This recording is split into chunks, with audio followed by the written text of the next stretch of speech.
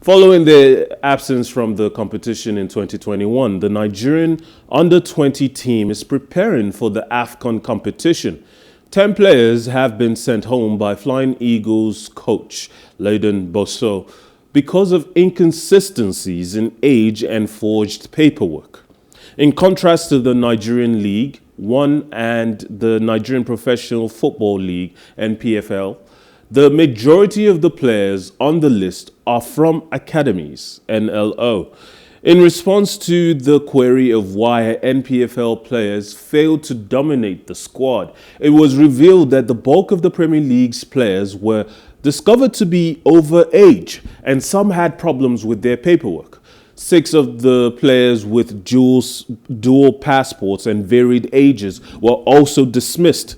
It has been reported that his lads would be carefully examined during the screening, which is set for Monday, January 9th, 2023, that was yesterday, as he prepares them for the tournament. The majority of these individuals who were outstanding but over age were screened out because building a team for the future is still the main objective.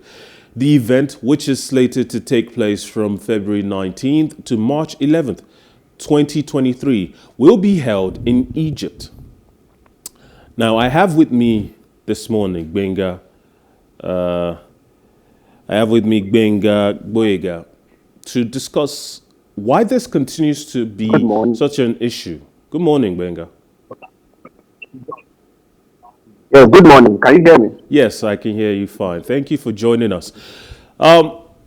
We've always talked about this. I think in the nascent years of Nigerian and at large African football, I think plenty of people were willing to look the other way to guarantee that our best players could represent us on the international stage in order to allow us to catch up to the big boys.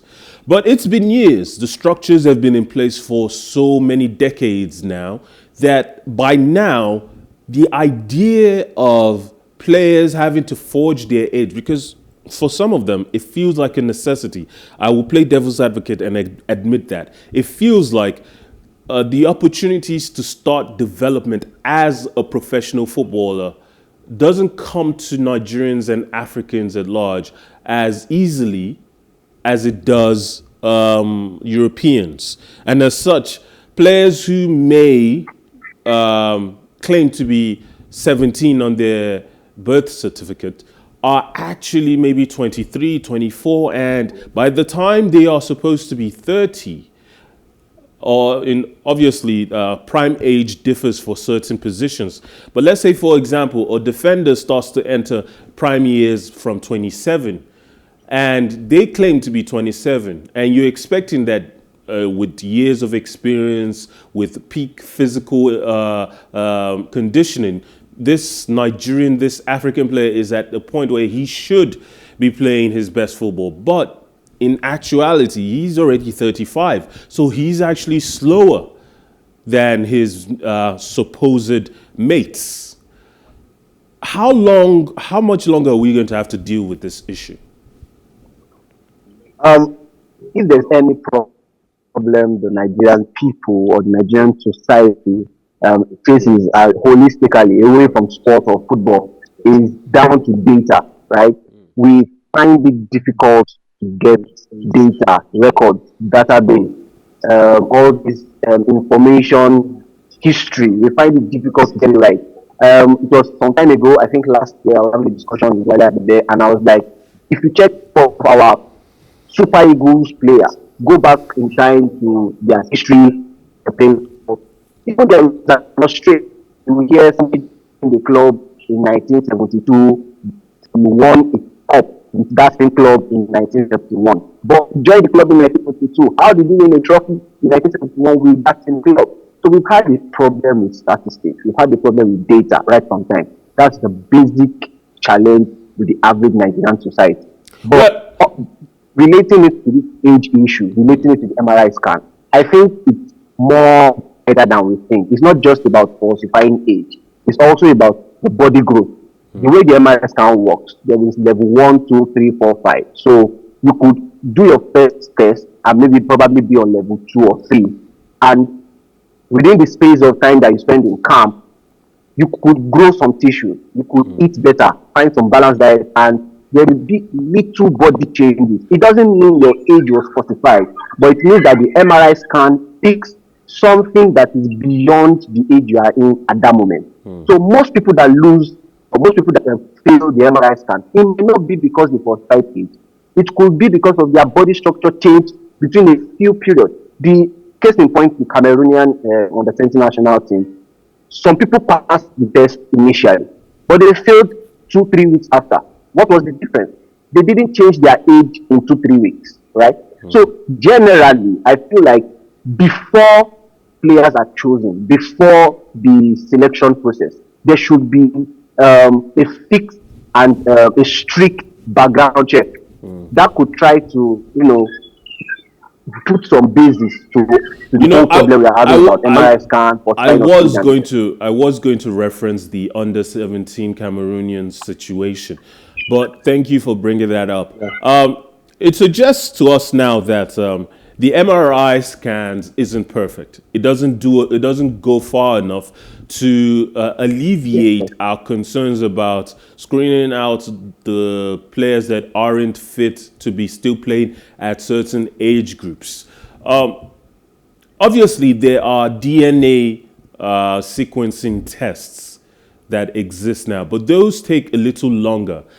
Coupled with the fact that one of my big concerns about why this has gone on for so long is that so many people, both administrators in like hospitals, in the government itself, and within the football administrations, are willing to take a bribe, look the other way, and pen a name down for the sake of that bribe.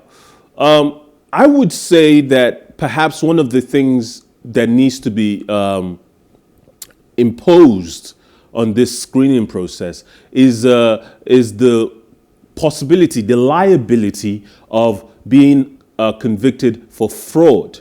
Because it is a responsibility that these people are coming to take on. It is a job that they are going to get paid for. And if you lie on such a CV about such an important thing, then I think the people who claim, the doctors who claim to have signed your birth certificate should be liable. The administrators who potentially collect a bribe and look the other way should be liable. And the player himself, he knows his age more likely than anyone else. He knows his age. Certainly his parents should know what year they gave birth to him. So I think if it is made a liability on all parties involved in the screening process, in the standing up process for these players, then maybe something will change. What do you think? I feel there's only a limit, or there's only a level to which the sport governing body can go. You mentioned doctors, you mentioned other parastatals and stakeholders. I feel that can only work probably if the federation works hand in hand with the judiciary. So as maybe the Court of Arbitration for Sport, they can't go and maybe question a doctor, for example. It's outside their prerogatives, outside their purview. But they can actually submit a warrant to maybe the judiciary to go maybe probe or investigate the doctor, or investigate the background of the medical information that we have. So at the end of the day, it's down to collaboration with other aspects of the society. But within the sporting structure, the people who are liable are the players and the coach. The player, the coach, and probably the administrators, maybe the FA chairman and the rest of it, or the club owners.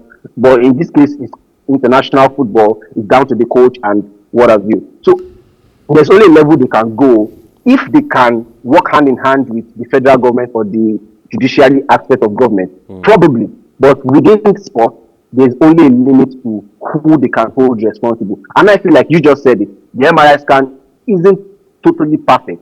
So there should be a structure that even without the MRI scan, these background checks, these stages you need to pass through before getting selected, should be almost perfect.